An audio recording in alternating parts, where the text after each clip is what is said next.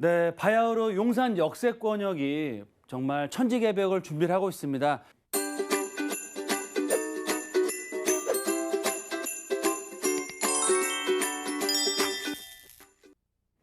그럼 천지개벽할 용산 역세권의 현재와 미래 가치를 말씀을 드릴 텐데, 첫 번째로는 용산 역세권 개발이 본격화됩니다. 국제업무단지가 지금 준비되고 있고요. 용산권 정말 최고의 입지죠. 서울의 정중앙에 위치하고 있으면서 한강변을 끼고 있으면서 서울역과 용산 역세권 교통의 허브로서 자리매김할 예정입니다. 특히 경제 활성화에 가장 중요한 입지적인 강점들을 갖추고 있기 때문에 용산을 그냥 방치할 수는 없다. 그러면 서울시와 정부에서도 용산 민족공원으로 대변되는 국가 상징 공원과 국제 업무단지의 개발로 인한 서울을 대표하는 랜드마크로 변화를 시킬 수밖에 없다라고 말씀을 드리겠습니다. 특히 용산권 같은 경우는 3대 개발 축을 중심으로 개발이 됩니다. 그중에서도 서울 역세권과 남영, 용산 역세권역에 개발의 핵심적인 이슈가 있는 지역 중심으로 투자의 방향을 좁혀서 투자를 하셔야 될 것 같고요. 용산 투자할 때는 세 가지를 기억하시고 투자하셔야 됩니다.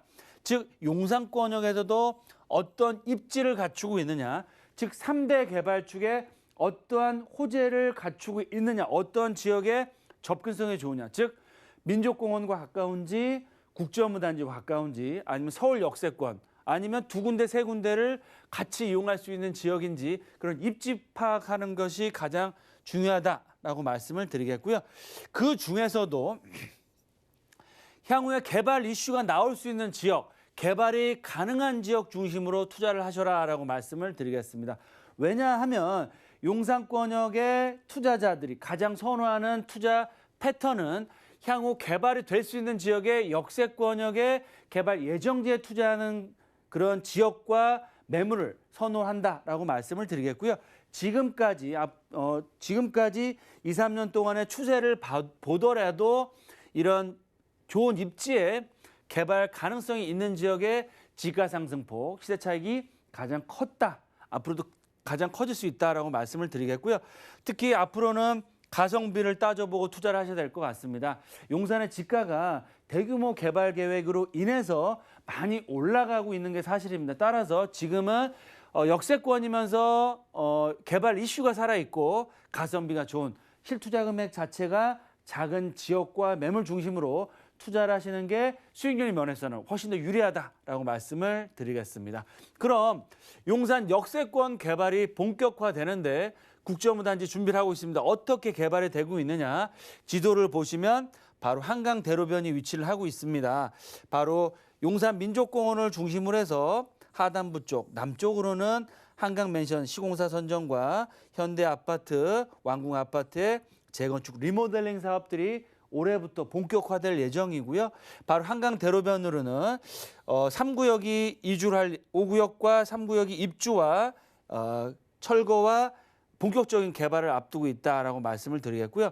특히 상반기에는 대한민국을 대표하는 엔터테인먼트 기업인 BTS가 사옥이 용산으로 들어오게 됨으로 해서 용산권역의 지가나 상권 자체에 큰 변화를 마주하게 될 예정이고요.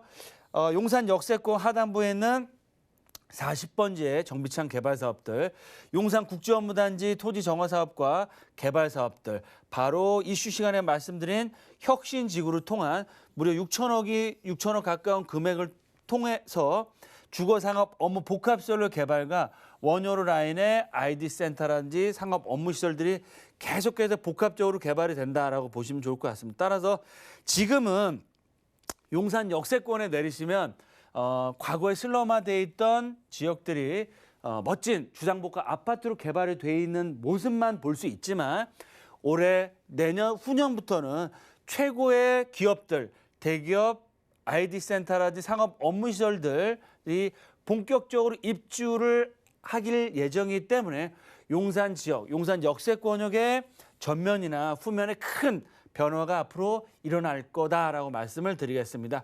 현재 한강 대로변을 대표하는 아모레 퍼시픽 사옥이 입주를 해 있고요. 바로 용산 역세권 뒤쪽, 바로 용산역이고 바로 뒤를 얘기하는 겁니다. 바로 이 지역 전자상가 부지 쪽 안쪽에 혁신지구로서 상업업무 주거시설 개발이 될 예정이고요. 바로 앞쪽 라인에 서울을 대표하는 국제업무단지가 개발이 되었을 때 용산의 천지개벽에 완성이 된다라고 말씀드리겠고요.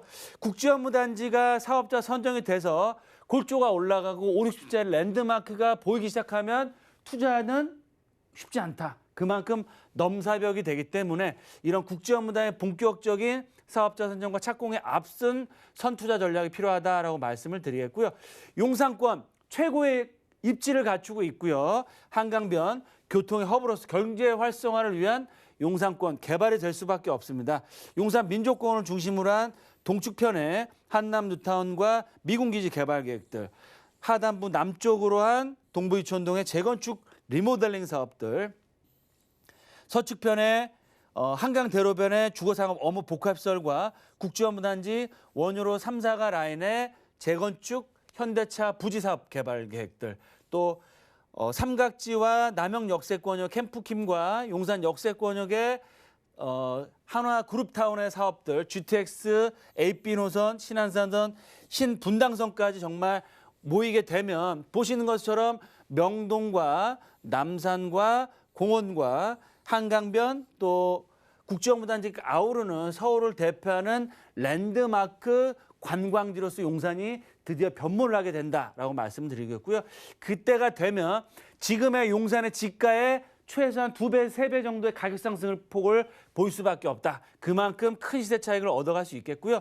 용산권역 최고의 입지와 임대 걱정할 필요가 없습니다. 아직까지는 소액 투자 가능하시겠고 재개발 예정지 중심으로 투자했을 때는 큰 수익을 얻을 수 있는데 용산 개발의 3대 축, 용산 민족공원과 국제업무단지, 용산 역세권에 아우르는 남영 서울 역세권역의 개발 계획이 3대 축이 있습니다.